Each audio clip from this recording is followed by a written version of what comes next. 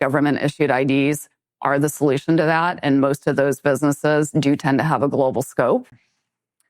Well, I think age verification is something we haven't really touched on, and that's, a subset, I would say, of digital identity.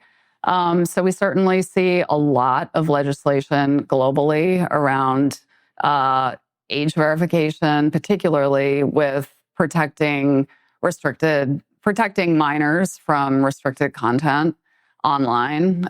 So we see that in Australia, we see that in the UK, we see that in certain states in the US. So again, a bit of a fragmented landscape.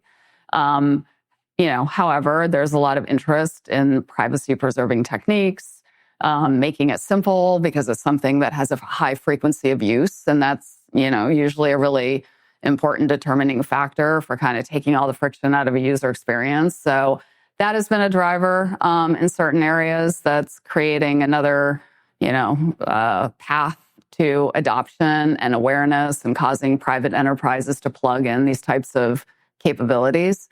Financial services, as you say, I would say that kind of global fintech firms tend to be on the leading edge. Something that I'm personally really excited about is, this movement, this sort of parallel movement on the financial side to stable coins, to tokenized assets.